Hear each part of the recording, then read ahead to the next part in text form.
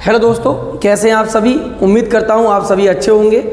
आज हम लोग एसएससी जीडी के ये जीके जीएस के क्रम में आज सेट नंबर 22 को कवर करने वाले हैं। इससे पीछे जो हमने आपको 21 सेट कवर कराए हैं उन सभी का पीडीएफ टेलीग्राम पर दे दिया गया है। तो चलिए हम लोग शुरुआत करते हैं आज की क्लास के अपने क्वेश्चन नंबर 1 के साथ। क्वेश्चन कहता है, तमिलनाडु, आंध्र प्रदेश और केरल में पाई जाने वाली किस प्रकार की मिट्टी में काजू की फसल अच्छे से उगाई जा सकती है। आराम से आपको समझना है। देखिए समझिए, भारत में 8 प्रकार की मृदाएं हैं जिसमें सर्वाधिक भूभाग पर आपके नंबर 1 पे होती है जलोढ़ मृदा। कौन सी मृदा है? जलोढ़। याद रखना, ये सबसे उपजाऊ मृदा किसे कहा जाता है? जलोढ़ मृदा को कहा जाता है। इसका निर्माण कैसे हुआ है? तो नदियों के द्वारा बहाकर जो अवसाद लाया जाता है और अपने किनारों पर जो अवसाद छोड़ा जाता है उसी से जलोढ़ मृदा का निर्माण होता है। और यही कारण है कि जलोढ़ मृदा 2 प्रकार की होती है। एक होती है नवीन जलोढ़ मृदा, इसे हम लोग कहते हैं खादर, और एक होती है अपने पास पुरानी जलोढ़ मृदा, ठीक है, और इसे हम लोग कहते हैं बांगर। याद रखना, एग्जाम में खूब क्वेश्चन आता है कि पुरानी जलोढ़ मृदा को क्या कहा जाता है? बांगर। नवीन जलोढ़ मृदा को क्या कहते हैं? खादर। क्यों कहते हैं? हर बार पंजाब में भी याद रखना है नदियां बाढ़ लेकर आती हैं और अपने पास नया अवसाद बिछा देती हैं, तो रिन्यू होता रहता है। पंजाब की बेल्ट ये बन जाता है। पंजाब में मुख्य रूप से ये मिट्टी पाई जाती है जलोढ़ मृदा।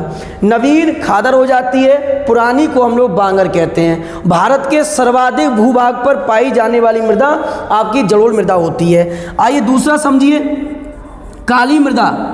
ध्यान रखना है, ये काली मृदा है, ये काली कपासी मृदा है, इसलिए कपास की खेती के लिए उपयुक्त होती है। और साथ में ही मालवा के पठार की ये प्रमुख मृदा है। It's very very important question कि मालवा के पठार की प्रमुख मृदा कौन सी है? काली मृदा है। और इसका क्षेत्र कौन सा है? तो इसका क्षेत्र है महाराष्ट्र। एग्जाम में क्वेश्चन आता है कि बताइए मालवा के पठार की मृदा प्रमुख कौन सी है? वो है अपने पास काली मृदा। तीसरे नंबर पे भारत में पाई जाती है लाल मृदा। कौन सी मृदा पाई जाती है? लाल मृदा। और ये मुख्य रूप से दक्षिण भाग में पाई जाती है। और ये मृदा जो होती है दक्कन के पठार की प्रमुख मृदा है। इज वेरी वेरी इंपॉर्टेंट कि लाल मृदा को किस पठार की प्रमुख मृदा माना जाता है? तो दक्कन के पठार की प्रमुख मृदा है लाल मृदा। उसके बाद भारत में आते हैं हम लोग 4 नंबर, लेटेराइट मृदा। लेटेराइट मृदा, इस मृदा को पश्चिमी घाट की प्रमुख मृदा कहते हैं। पश्चिमी घाट की प्रमुख मृदा कहते हैं। देखिए ये इस प्रकार से ये घाट अपने पास, ये पश्चिमी घाट है और पश्चिमी घाट की प्रमुख मृदा होती है लेटेराइट मृदा। याद रखोगे इतनी बात। चलिए अब इसी लेटेराइट मृदा में जैसे आपकी चाय हो गई, चाय हो गया, कॉफ़ी हो गया, काजू हो गया, ये सभी मसाले हो गए, मसाले, ये सभी आपके लेटेराइट मृदा में होते हैं। तो आपका इस क्वेश्चन का आंसर क्या होगा? लेटेराइट मृदा इज राइट वन आंसर हो जाएगा। बोलो बात समझ गए। एग्जाम में आएगा मालवा के पठार की प्रमुख मृदा काली, दक्कन के पठार की प्रमुख मृदा कौन सी हो जाएगी? आपके पास लाल मृदा हो जाएगी। उसके बाद पश्चिमी घाट की प्रमुख मृदा लेटेराइट मृदा हो जाएगी। सर्वाधिक जल सोखने की शक्ति काली मृदा में होती है। काली मृदा को काली कपासी मृदा के नाम से भी जाना जाता है। और मृदा संरक्षण भारत में कब बना है बोर्ड? 1956 में। याद रखना। बोलो यहाँ तक बात क्लियर हो गई। तो यही क्वेश्चन में पूछा गया था कि काजू की जो फसल है वो मुख्य रूप से किस मृदा में होती है? तो मुख्य रूप से हो जाएगी आपकी लेटेराइट मृदा में। बोलो बात क्लियर। चलिए अगला क्वेश्चन आइए। ये मैंने आपको समझा ही दिया, पूरा मैप से आप लोग देख लेना, पीडीएफ टेलीग्राम पे मैं दे दूंगा। अब देखिए कितना अच्छा बात यहाँ लिखा गया है। अपने सपनों को सफल बनाने के लिए बातों से नहीं रातों से लड़ना पड़ता है। ये बात बिल्कुल हकीकत है। आपको हमेशा 9 बजे नींद आना शुरू हो जाती है, सबको नहीं। और हम लोग सोचते हैं सुबह उठ जाएंगे जल्दी और फिर पढ़ना शुरू कर देंगे। ऐसा कभी नहीं होता है। एक बात हमेशा याद रखना, आपको तुरंत के तुरंत ये काम सब समाप्त करना जरूरी है। अगर ये वीडियो 7 बजे जाती है तो आप इसको तुरंत समाप्त करिए, कभी सुबह पे मत टालिए, ठीक है, तो मेहनत करते रहो, लगन से लगे रहिए, कामयाबी आपको जरूर मिलेगी। आइए क्वेश्चन अगला कहता है, नालंदा और विक्रमशिला विश्वविद्यालय के संस्थापक निम्नलिखित में से कौन थे? तो यहाँ विक्रमशिला, नालंदा नहीं होना चाहिए, विक्रमशिला विश्वविद्यालय के संस्थापक कौन थे? तो विक्रमशिला विश्वविद्यालय के संस्थापक थे धर्मपाल। बोलो बात क्लियर हो गई। अब आइए मैं कुछ आपको यहाँ समझा देता हूँ, बड़े आराम से प्यार से समझना है। देखिए 3 विश्वविद्यालय भारत में मुख्य माने जाते हैं, नालंदा, तक्षशिला, ये वर्तमान पाकिस्तान में है, विक्रमशिला विश्वविद्यालय। आओ समझो, नालंदा विश्वविद्यालय की स्थापना 5वीं शताब्दी में कुमारगुप्त के द्वारा की गई, कुमारगुप्त के द्वारा की गई, और बख्तियार खिलजी ने इसको ध्वस्त किया था, याद रखना है। बोलो यहाँ तक बात क्लियर हो गई। नालंदा विश्वविद्यालय बिहार में स्थित है और 5वीं शताब्दी में कुमारगुप्त के द्वारा इसकी स्थापना की गई थी, लेकिन इसकी खोज किसके द्वारा की गई? तो अलेक्जेंडर कनिंघम के द्वारा की गई। अलेक्जेंडर कनिंघम के द्वारा नालंदा विश्वविद्यालय को खोजा गया था, जो कुमारगुप्त के द्वारा बनाया गया। अब एग्जाम में क्वेश्चन पूछा जाता है कि नालंदा विश्वविद्यालय में बौद्ध धर्म की कौन सी शाखा की पढ़ाई होती थी? वेरी इंपॉर्टेंट क्वेश्चन है। हम जानते हैं तीसरी बौद्ध संगति के बाद आपका जो बौद्ध धर्म था वो हीनयान और महायान शाखाओं में बट गया था। अब उसी में से कौन सी ऐसी शाखा थी जिसमें नालंदा विश्वविद्यालय में पढ़ाई होती थी? तो याद रखना है, बौद्ध धर्म की इसमें शिक्षा मिलती थी और इसके अंदर हीनयान शाखा, बौद्ध धर्म की कौन सी शाखा? हीनयान शाखा की पढ़ाई की जाती थी, उसी की शिक्षा यहाँ पर दी जाती थी। बोलो यहाँ तक बात क्लियर हो गई। तो नालंदा विश्वविद्यालय बख्तियार खिलजी ने ध्वस्त कर दिया था, इसका पुस्तकालय जला दिया था, और आज भी ऐसा कहा जाता है कि यदि आप यहाँ खंडर में जाओगे, आज ये खंडर हो गया है, आज भी इसकी ईंटों से जलने की खुशबू आती है। ठीक है, उस जमाने का ये कॉलेज यूनिवर्सिटी थी नालंदा, जो कि यहाँ का जो चपरासी भी हुआ करता था वो भी टेस्ट लेता था। ठीक है, तो याद रखना है। तो चलिए आगे आइए। तक्षशिला विश्वविद्यालय वर्तमान में कहाँ स्थित है? पंजाब प्रांत, पाकिस्तान। कहाँ स्थित है? पंजाब प्रांत में पाकिस्तान में स्थित है। बोलो बात क्लियर हो गई यहाँ तक। चलिए अगला देखिए, विक्रमशिला विश्वविद्यालय की स्थापना धर्मपाल ने करी है। अगर पूछ ले कौन सी शताब्दी में करी है, तो 8वीं शताब्दी में धर्मपाल के द्वारा इसकी स्थापना की गई। इसमें भी बौद्ध धर्म की दीक्षा दी जाती थी, बौद्ध धर्म से यह भी संबंधित था। और बौद्ध धर्म में कौन सी शाखा? वज्रयान शाखा, याद रखना है, वज्रयान शाखा। बौद्ध धर्म की वज्रयान शाखा की दीक्षा यहाँ पर दी जाती थी विक्रमशिला विश्वविद्यालय में। और ये वर्तमान में कहाँ स्थित है? तो बिहार के भागलपुर जिला में स्थित है। भागलपुर जिला कहाँ पड़ता है आपका? ये बिहार में पड़ता है। बोलो बात क्लियर हो गई, यहाँ तक क्लियर है ना। चलिए आगे बढ़ जाऊँ मैं अब। चलिए नेक्स्ट क्वेश्चन देखिए।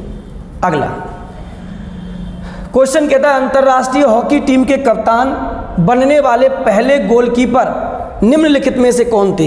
क्वेश्चन पूछने का सिर्फ एक ही मतलब ये है कि ऐसा पहला गोलकीपर कौन था जो अंतर्राष्ट्रीय हॉकी में जिसने कप्तानी भी की थी। तो ये बड़ा टिपिकल क्वेश्चन हो जाता है। इसका आंसर होगा शंकर लक्ष्मण। क्यों पूछा? इनको 1965 में अर्जुन अवार्ड भी दिया जा चुका है। कौन सा अवार्ड है? अर्जुन अवार्ड। बोलो यहाँ तक बात क्लियर हो गई। अब चलिए हम लोग अब हॉकी का यहाँ सफाया करते हैं, हॉकी के इतिहास के बारे में जानते हैं। आराम समझना है। देखिए हॉकी का जो स्वर्णिम युग है, आराम से एक एक चीज़ समझना है। स्वर्णिम युग की शुरुआत 1928 से होती है और 1956 तक जाती है। कहने का मतलब ये हुआ, ओलंपिक में जो भारत हॉकी के द्वारा जो मेडल जीता गया 1956 तक 6 मेडल जीता गया ओलंपिक में। ठीक है, उसके बाद 7वां जो मेडल जीता है वो 1964 में और 8वां जो मेडल जीता वो 1980 में। ये आपका अंतिम मेडल था, अंतिम स्वर्ण पदक था भारतीय हॉकी के द्वारा जीता गया। कहाँ? 1980 में, जो मास्को में हुआ था। कहाँ हुआ था? मास्को में। अब थोड़ा इधर आ जाइए, एग्जाम में क्वेश्चन आएगा कि भारत ने अपना हॉकी में ओलंपिक खेलों में पहला स्वर्ण पदक कहाँ जीता, तो ये थे एम्स्टर्डम में। कहाँ था? एम्स्टर्डम। ठीक है। अगर एग्जाम में पूछ ले इसकी कप्तानी किसने की थी, तो इसका आंसर होगा जयपाल सिंह। कौन होगा दोस्त? जयपाल सिंह। बोलो यहाँ तक बात क्लियर? हो सकता है आपके एग्जाम में ये पूछ ले कि अंतिम स्वर्ण पदक जब भारतीय टीम ने जीता उसके कैप्टन कौन थे। याद रखना है वासुदेव भास्करन। वासुदेव भास्करन, वासुदेव भास्करन जी थे। तो अब तक हॉकी ने ओलंपिक खेलों में कितना स्वर्ण पदक जीता है, तो टोटल मिला के 8 स्वर्ण पदक जीता है। बोलो यहाँ तक बात क्लियर हो गई? ठीक है। अब आपने एक नाम खूब सुना होगा, मेजर ध्यानचंद। किसका नाम सुना? मेजर ध्यानचंद, हॉकी का जादूगर। इन्होंने पहली बार कप्तानी हॉकी की किस वर्ष की है? 1936 में की। कब की? 1936 में। तो बोलो इतनी बात यहाँ तक क्लियर हो गई? कोई दिक्कत तो नहीं है? भारतीय महिला हॉकी टीम ने पहली बार भाग लिया 1980 के ओलंपिक खेलों में। याद रखोगे? 1980 के ओलंपिक खेलों में पहली बार भारतीय महिला हॉकी टीम ने भाग लिया था और जिसकी कैप्टन थी रूपा सिंह। ठीक है। चलिए अगला क्वेश्चन, आइए नेक्स्ट क्वेश्चन पे हम लोग बढ़ते हैं। क्वेश्चन कहता है कलकत्ता में भारतीय संग्रहालय की स्थापना निम्न में से किस वर्ष की गई थी। तो याद रखना ये सिंपल क्वेश्चन तो नहीं था, क्योंकि यहाँ डेट पूछ लिया है। 1814 में भारतीय संग्रहालय की स्थापना कलकत्ता में की गई थी। और वहीं पर मानव संग्रहालय कहाँ पर स्थित है? मानव संग्रहालय कहाँ स्थित है? तो याद रखना ये भोपाल में स्थित है। कहाँ स्थित है दोस्त? भोपाल में स्थित है। बोलो यहाँ तक बात क्लियर हो गई? नेक्स्ट क्वेश्चन पे आगे बढ़ा जाए। चलिए अगला क्वेश्चन देखिए। क्वेश्चन कहता है कार्बन मोनोऑक्साइड के बारे में निम्नलिखित में से कौन सा ऐसा कथन है जो गलत है। पहला पढ़िए, ये वाहनों के द्वारा उच्च स्तर पर उत्पादित होती है, राइट बने। ये रक्त के ऑक्सीजन को ले जाने में क्षमता को कम कर देती है, ये भी बात सही है। यह जीवन रक्षक गैस है। अरे भाई ये जीवन रक्षक नहीं है, ये दम घोटू गैस है। दम घोटू है, जीवन को ले जाती है, आपको यमराज जी के पास पहुंचा देगी। मैंने बताया कि कार्बन मोनोऑक्साइड सिगरेट जो लाइटर होता है उस लाइटर में होती है। सबसे जहरीली वायु प्रदूषक गैस कौन सी है? कार्बन मोनोऑक्साइड है। अगर हम लोग जल गैस की बात कर लें तो उसमें कार्बन मोनोऑक्साइड होता है। और वहीं पर आपका ये सिगरेट के धुएं में, अंगीठे के धुएं में, सब में कौन सी गैस होती है? कार्बन मोनोऑक्साइड गैस होती है। बोलो यहाँ तक बात क्लियर हो गई? तो आपका आंसर क्या होगा? C option is right one answer. चलिए अगला क्वेश्चन आइए। क्वेश्चन कहता है निम्न में से कौन सी ध्वनि तरंग की एक विशेषता नहीं है। वेरी वेरी इंपॉर्टेंट क्वेश्चन है।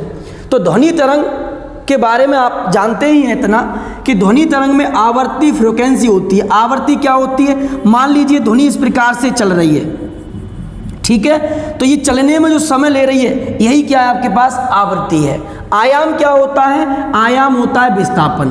क्या होता है भाई? विस्थापन होता है। ठीक है, आगे समझो। संपीड़न क्या होता है? तो ध्वनि संपीड़न और विरल माध्यम में चलती है इस प्रकार से।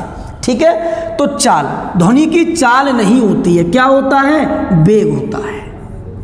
ध्वनि का क्या होता है? वेग होता है। तो इस क्वेश्चन का आंसर आपका क्या हो जाएगा?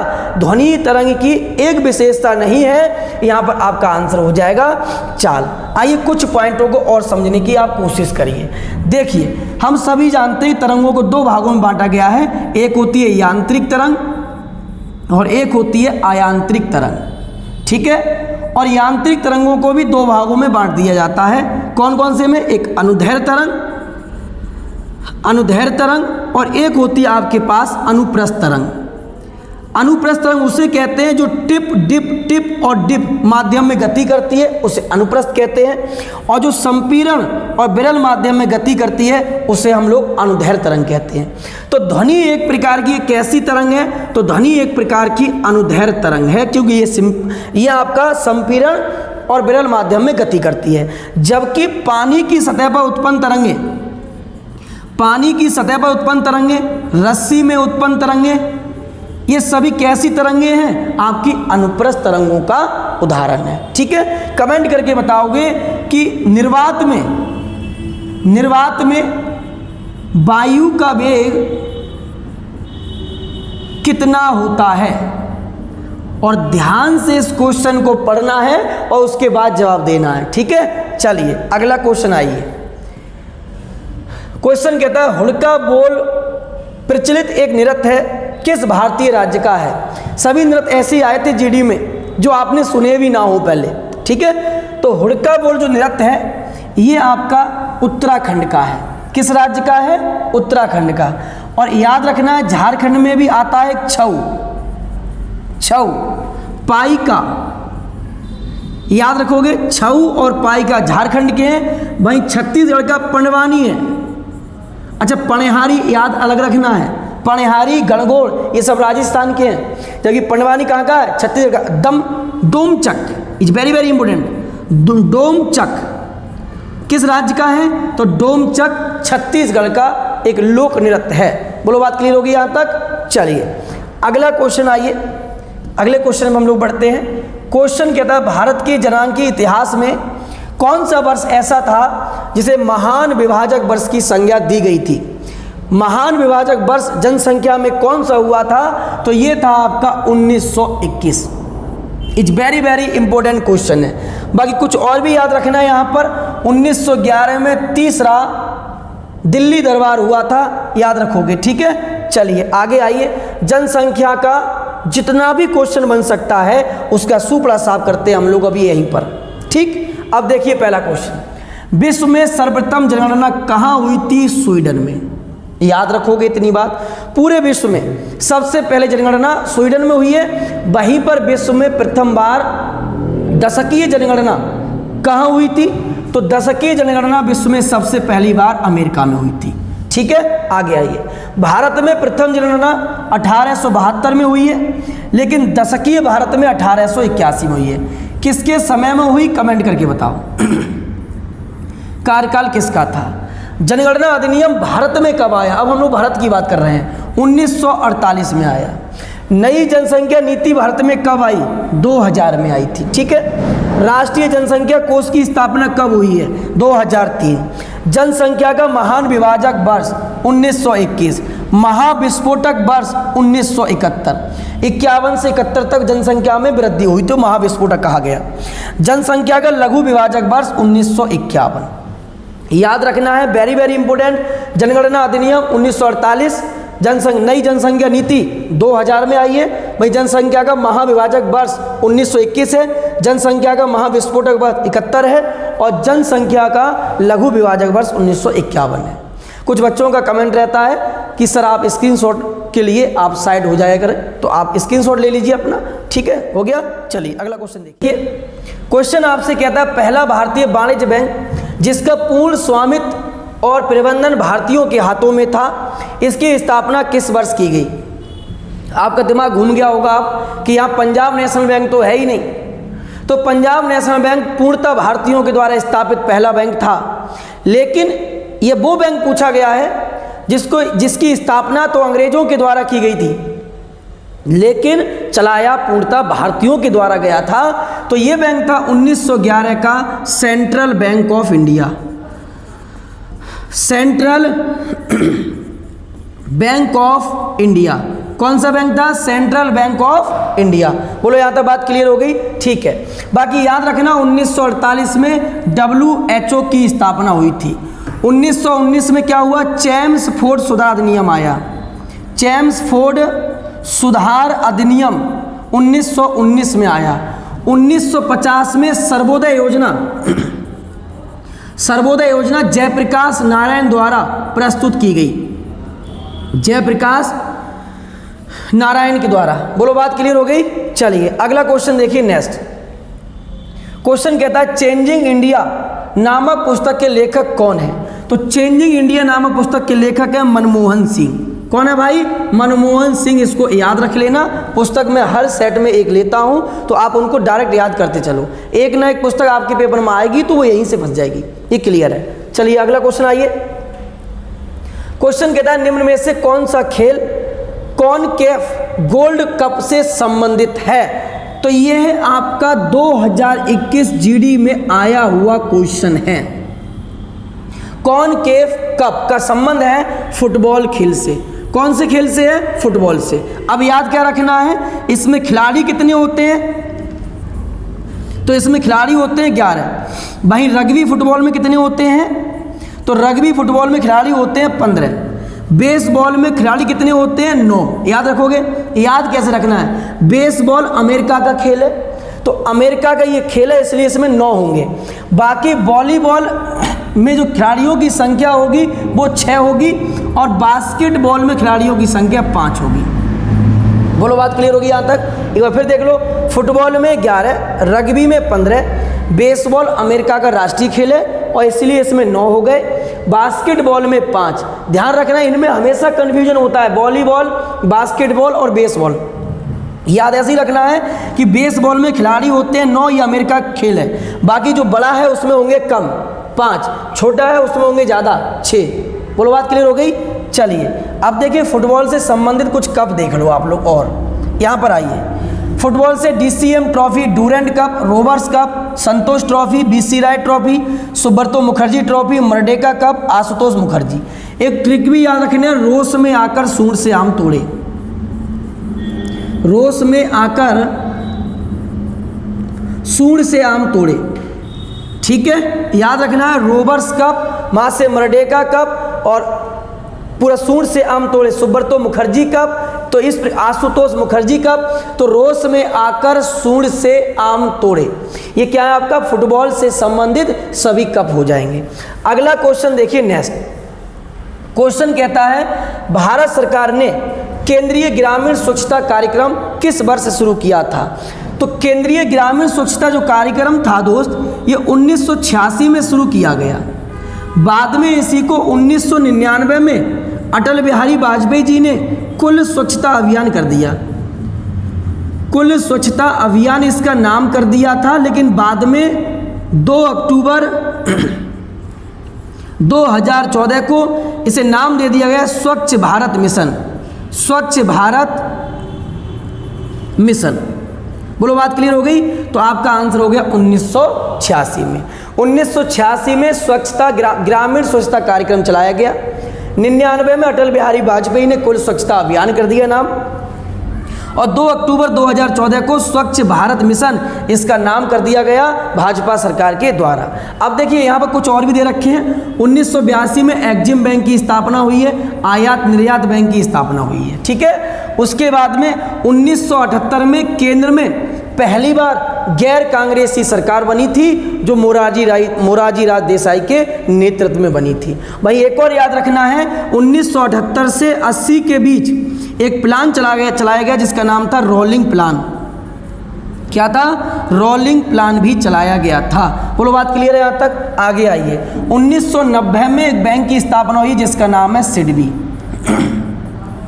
कौन सी बैंक की स्थापना हुई है? सिडबी बैंक की स्थापना हुई है। बोलो, यहाँ तक बात क्लियर है? चलिए अगला क्वेश्चन आइए, नेक्स्ट। यहाँ पर देखिए भाई, हम तो इस फोटो को देखकर ही चौंक गए थे, है ना। मुझे किसी बच्चे ने सेंड किया था और आप भी देखिए। हमने उनसे पूछा ये क्या है भाई, हमने इनसे पूछा ये क्या है भाई, ध्यान सुनना है। हमने इनसे पूछा ये क्या है भाई, इन्होंने हमें जवाब दिया ना मोहब्बत थी ना इश्क था। फिर ध्यान सुनो, ना इश्क था ना मोहब्बत थी, बस मेरे दोस्त मेरे पास एक सरकारी नौकरी थी। तो देख लीजिए सरकारी नौकरी का जलवा, है ना। तो आपको लगातार तैयारी करनी है दोस्त, कंटिन्यू मेहनत करना, मेहनत करके आपको CISF, SSF, BSF किसी भी पोस्ट में घुस जाना है। इस बार नहीं तो कभी नहीं, पूरे जोर लगा दीजिए आप लोग।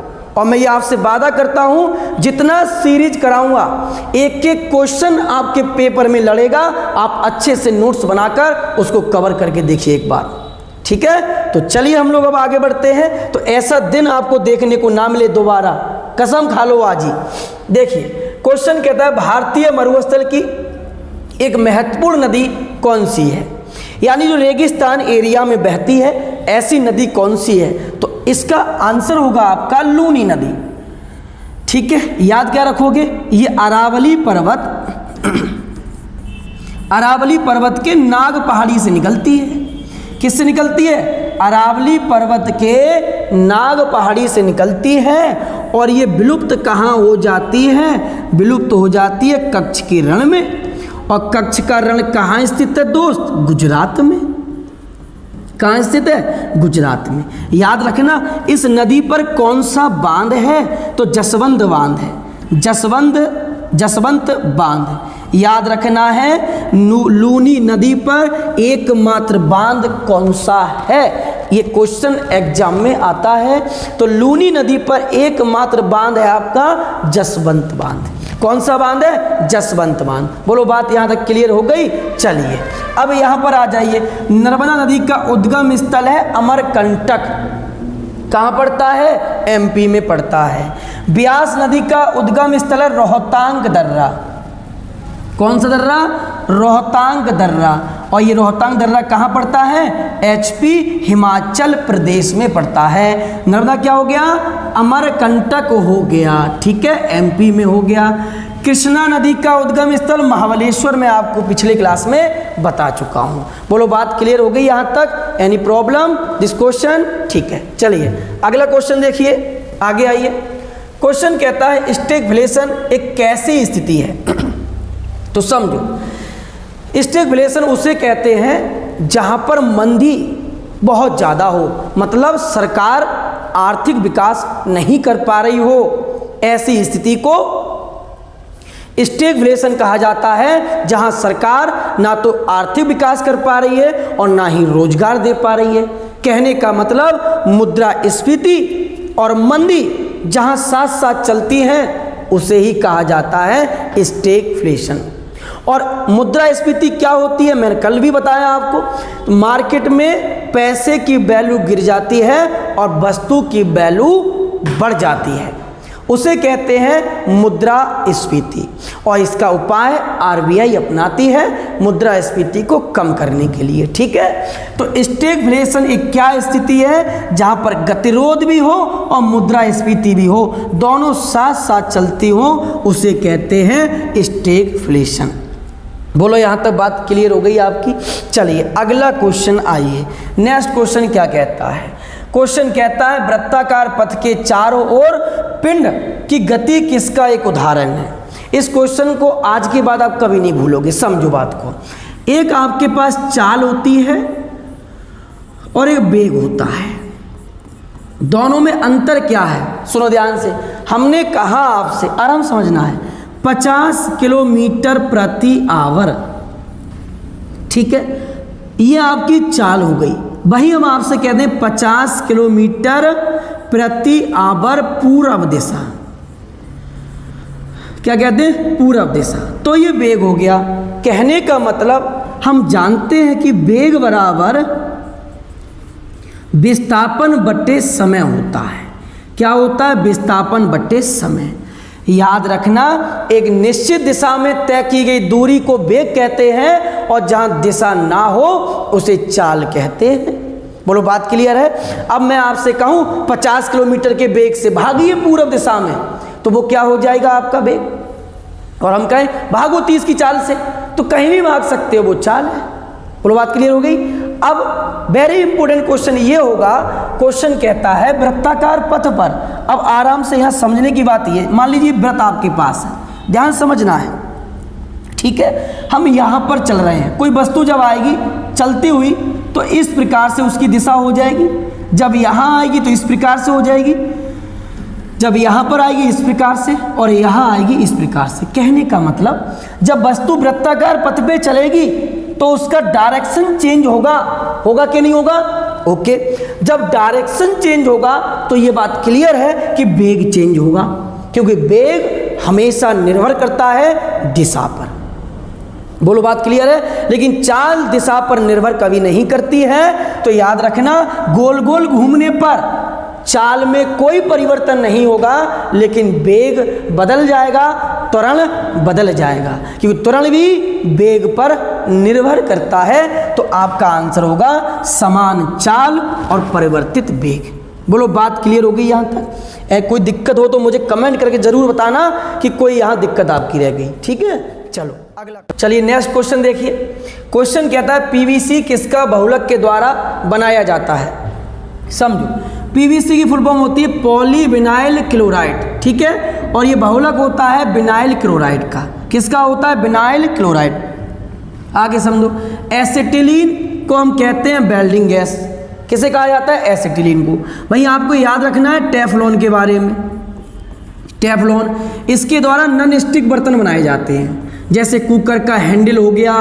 गरम जितने भी बर्तन होते हैं जिन पे हम वस्तु कोई भी गरम करते हैं, उनका हैंडल जो बना हुआ रहता है वो टेफ्लॉन का बना होता है, ठीक है। याद रखोगे बेकेलाइट। बेकेलाइट इसे कहते हैं ताप दृढ़ प्लास्टिक। ताप दृढ़ प्लास्टिक कौन सी होती है? तो ये होती है बेकेलाइट। बोलो यहाँ तक बात क्लियर हो गई। चलिए अगला क्वेश्चन आइए नेक्स्ट। क्वेश्चन कहता है कीट हारी पादप निम्नलिखित में से किसके लिए कीटों को फंसाते हैं? तो ये जो पौधे होते हैं अपनी पत्तियों को इस प्रकार से खोल देते हैं। जब कोई भी कीट इसके अंदर आके बैठ जाता है, ये उसे इस प्रकार से बंद कर लेते हैं और क्या करते हैं? नाइट्रोजन को लेते हैं, ठीक है। याद रखोगे तो आपका आंसर होगा नाइट्रोजन। क्या होगा दोस्त? नाइट्रोजन होगा। बात क्लियर। सर्वाधिक ऊर्जा वसा से मिलती है। याद रखना है 9.3 किलो कैलोरी। कितनी मिलती है? 9.3 मिलती है। सबसे सरल कार्बोहाइड्रेट कौन सा होता है? ये होता है ग्लूकोज। तुरंत ऊर्जा के लिए हम किसका प्रयोग करते हैं? ग्लूकोज का प्रयोग करते हैं, ठीक है। विटामिन शब्द की खोज किसने करी है? सी फंक ने करी है। याद रखना है, ठीक है। चलिए अगला क्वेश्चन आइए नेक्स्ट। देखिए इस प्रकार से ये आप इमेज में देख रहे हो कि आपके पास ये कीट है और पत्ती का मुंह इस प्रकार से खुला हुआ रहता है, ठीक। आगे आओ, यहाँ पर देखो बंद कर लिया कीट को। अब ये निकलने की कोशिश करता है। छोड़ दो भाई, छोड़ दो। कैसे छोड़ देगा? जब तक पूरा ये चूस नहीं लेगा, ठीक है। ठीक, मैं पहले कह चुका हूँ जितनी मादाएं होती हैं वो खून चूसने के लिए होती हैं। मादा एनाफ्लीज, मादा एडिस, ठीक है। ऐसे ही ये पौधा है और इसका भी एक उदाहरण है ड्रोसेरा। कौन सा है? ड्रोसेरा प्रमुख कीट भक्षी पौधा है। याद रखना ये बात। चलिए अगले क्वेश्चन पे आइए। क्वेश्चन कहता है भारत का पहला कंप्यूटर स्थापित किया गया था कहाँ पर? तो भारत का पहला कंप्यूटर 1952 में स्थापित किया गया। एनालॉग ये कंप्यूटर था। कौन सा कंप्यूटर था? एनालॉग। कहाँ स्थापित हुआ था? तो भारतीय सांख्यिकी संस्थान कलकत्ता में स्थापित हुआ है, ठीक है। विश्व का वर्तमान समय में सुपर फास्ट कंप्यूटर कीबोर्ड है, जापान का है, ठीक है। वहीं पर भारत का सबसे तेज सुपर फास्ट कंप्यूटर वर्तमान समय में परम सिद्ध है।